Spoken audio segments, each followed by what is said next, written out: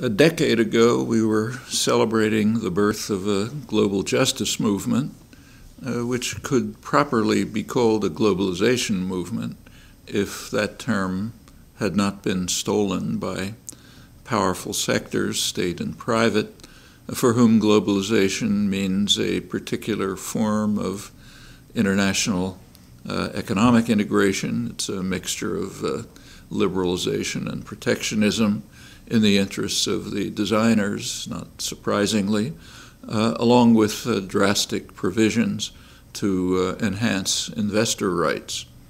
These are the natural preferences of those who meet in Davos, the de facto world government run by the masters of the universe, in the words of the business press. The global justice movement, in sharp contrast, seeks authentic globalization, global integration in a much broader sense, and crucially in the interests of people, not narrow concentrations of power. Within the reigning doctrinal system, it is therefore called anti-globalization.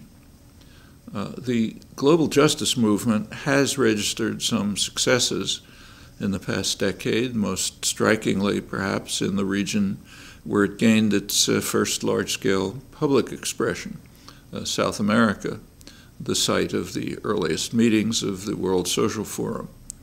In the years since, for the first time since the European conquests, South America has taken significant steps towards the two forms of integration that are essential if the region is to escape the repression and suffering that have been the fate of the vast majority under colonial and neocolonial rule.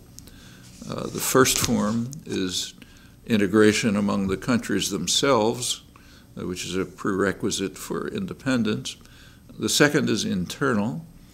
Within each of the societies, the traditional structure has been the rule of a small Europeanized elite enriching themselves and protected from the sea of misery around them.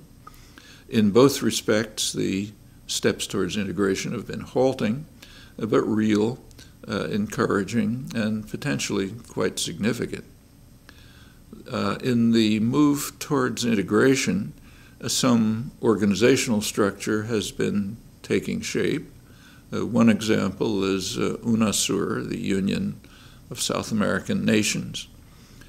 In September 2008, UNASUR met in Chile to consider the violence that had just erupted in Bolivia as traditional elites, with U.S. backing, of course, sought to regain the power they had lost in the impressive Bolivian elections of December 2005.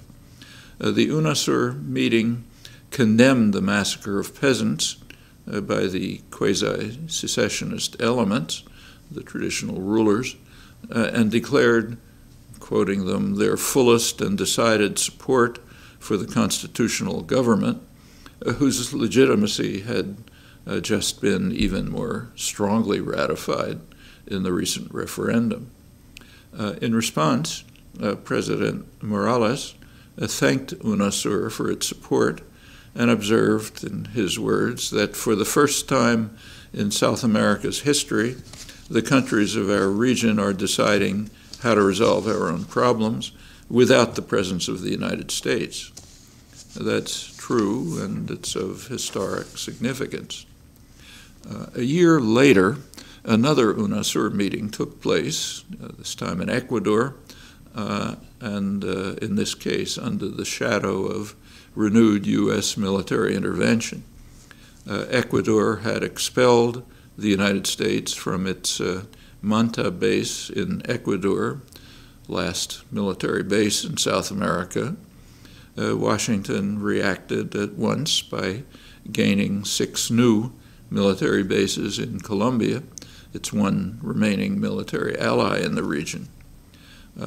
President Obama recently added 2 new bases, naval bases in Panama. semi-colony. UNASUR met again last September and expressed serious concern over these developments. Particular concern was expressed over recently discovered U.S. Air Force documents which explain, actually I'll quote them, explain that the bases would provide the Pentagon with the capacity for full spectrum dominance in almost all of Latin America to respond to the constant threat from narcotics-funded terrorist insurgencies and anti-U.S. governments, and to improve theater security cooperation and expand expeditionary warfare capability. The documents also outline longer-term plans to link these capacities to the Africa Command. That's part of Washington's system of full-spectrum dominance of the entire world.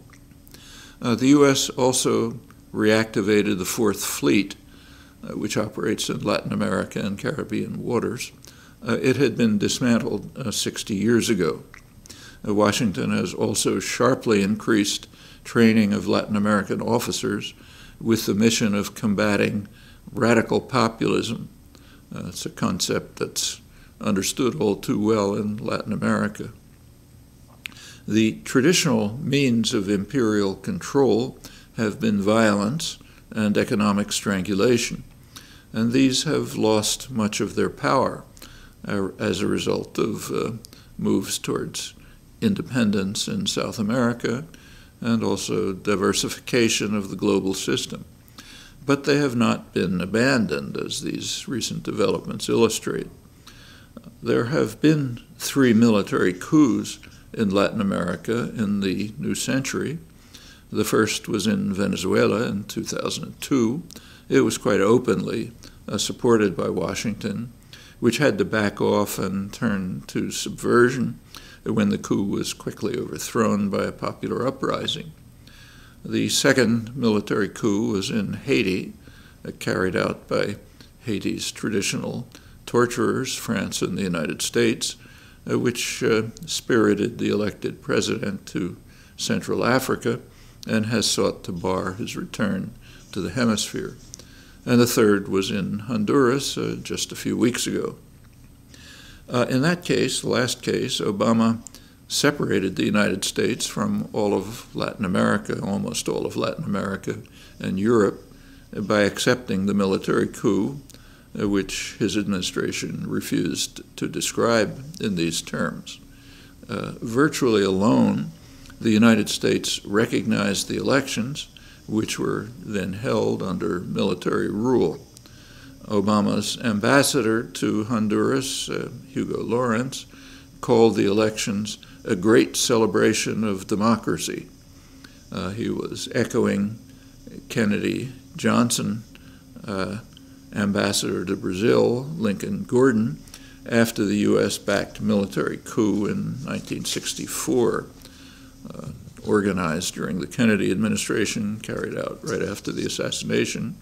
That coup instituted the first of the neo-Nazi national security states that spread through the continent, leading to the worst plague of repression in its history. Gordon was very proud of the coup. He exulted that the Brazilian coup was the most decisive victory for freedom in the mid-20th century. And he added that the democratic forces, as he called them, the democratic forces now in charge, should create a greatly improved climate for private investment, much like Honduras, a great celebration of democracy with similar effects. The ties between the Pentagon and the Honduran military are so close, and U.S. aid is so decisive for this virtual client state, that the U.S. could easily have joined Latin America and Europe in defending democracy. But Obama chose to keep to the tradition. Democracy is fine.